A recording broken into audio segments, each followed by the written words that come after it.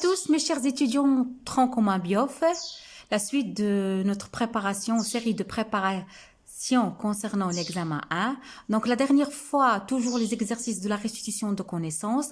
La dernière fois, on a traité les termes, les expressions suivantes. On a appris qu'est-ce que c'est l'écologie, l'air minimal, faune, inventaire, végétation, flore, technique de quadrillage, biotope, biocénose, écosystème. Aujourd'hui, on va travailler un autre type d'exercice.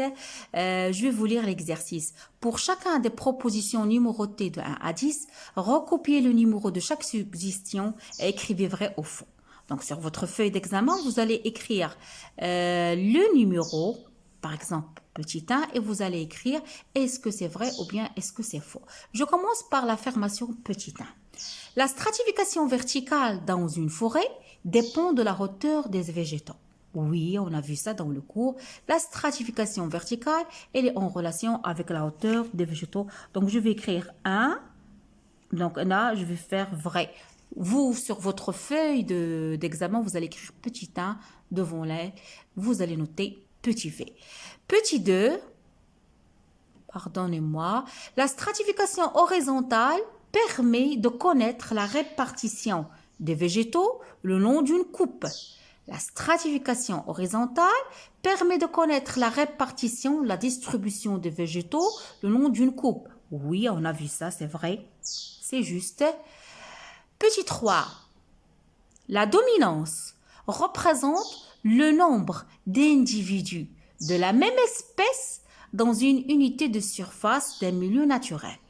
Est-ce que la dominance représente le nombre d'individus de la même espèce dans une unité de surface d'un milieu naturel? Ça, c'est une affirmation qui est fausse. Ça, c'est pas la définition de la dominance.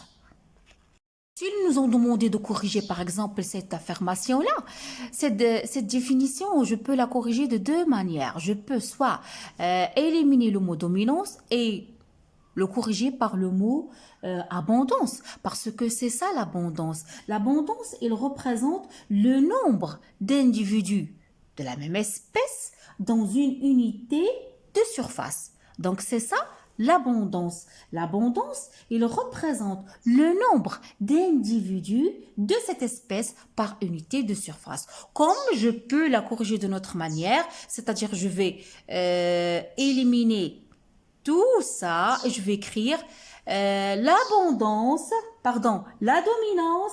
il représente le recouvrement de l'espèce étudiée, par l'ensemble des individus de l'espèce. Donc, c'est réglé la notion dominance, abondance à ne pas confondre. Je passe à l'affirmation petit 4. L'histogramme de fréquence traduit la variation du nombre des espèces d'un milieu en fonction d'indice de fréquence. Oui, c'est vrai. 5. Les espèces végétales dont l'indice de fréquence est égal à 1 sont caractéristiques du milieu étudié. C'est faux. Ce sont des espèces accidentelles. Les espèces qui sont caractéristiques, ce sont les espèces dont l'indice de fréquence est égal à 4 et 5. Vous devez connaître ça pour l'examen. L'affirmation 6, le milieu forestier comporte toujours les 4 strates. Arborescente, arbustive, herbacée, mousse plus lichen. Donc, faux, c'est pas toujours on va trouver toutes ces strates-là. Petit 7, l'écosystème est représenté uniquement par ses composantes abiotiques. Non, c'est faux. Il est représenté par ses composantes abiotiques et par ses composantes biotiques. Je passe à l'affirmation 8. Chaque écosystème a une organisation autonome des écosystèmes suivants. Donc, oui, c'est vrai. Chaque écosystème, il a une organisation autonome des écosystèmes voisins. L'exercice 3, mes chers étudiants, reliez chaque élément de la liste A, comme vous voyez l'élément de la liste A, à son correspondant dans la liste B. P. Recopiez les couples 1, 2, 3, 4, 5 et adressez à chaque numéro la lettre qui lui convient. Donc, comme je peux le faire en reliant par flèche. Donc, je commence par la première définition, la fréquence. Qu'est-ce que c'est la fréquence, mes chers étudiants? Quelle est l'affirmation d'après ça qui convient à la notion de fréquence? Oui, c'est le nombre de relevés contenant l'espèce sur le nombre total de relevés réalisés par 100. Donc, vous devez apprendre cette notion-là, la fréquence. Oui, la fréquence, donc, c'est ça. Donc, je peux relier comme ça. Comme je peux, petit a, c'est avec quoi? C'est avec T. Donc, retenez mes chers étudiants, la fréquence, c'est le nombre de relevés contenant l'espèce sur le nombre total de relevés réalisés fois 100. Je passe. L'abondance. Je viens de définir l'abondance et la dominance. Qu'est-ce que c'est l'abondance? Qu'est-ce que c'est l'abondance? L'abondance, mes chers étudiants, c'est le nombre d'individus. C'est le nombre d'individus de la même espèce. C'est le nombre d'individus de la même espèce par unité de surface ou de volume. Retenez, l'abondance, c'est le nombre d'individus de la même espèce par unité de surface ou de volume. Ce sont des définitions que vous devez apprendre par cœur. Donc, petit 2, je vais noter E. La dominance, à ne pas confondre avec l'abondance. La dominance, c'est la surface. Sieda. C'est la surface recouverte par tous les individus de la même espèce.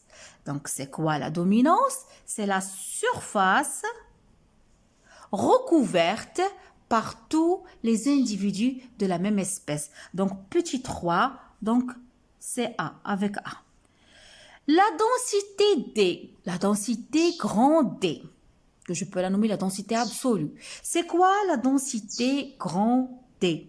Donc, la densité grand D, c'est le nombre total d'individus. C'est le nombre total d'individus de la même espèce sur la surface totale des relevés.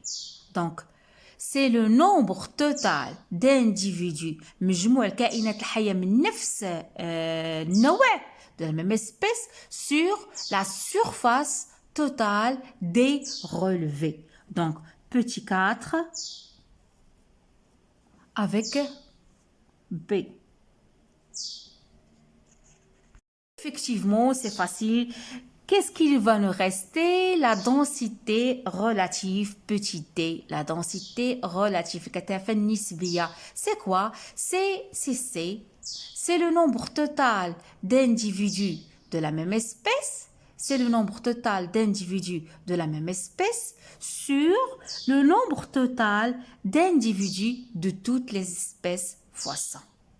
Donc, mes chers étudiants, c'est très important ces notions-là. Vous devez les apprendre, vous devez les connaître par cœur. Qu'est-ce que c'est la fréquence? Qu'est-ce que c'est l'abondance? Qu'est-ce que c'est la dominance? Qu'est-ce que c'est la densité? Qu'est-ce que c'est la densité relative? Ma capsule touche à sa fin. Je vous donne rendez-vous à la prochaine capsule. La suite des exercices de restitution de connaissances. Abonnez-vous à ma chaîne. Laissez-moi beaucoup de commentaires. Je vous adore.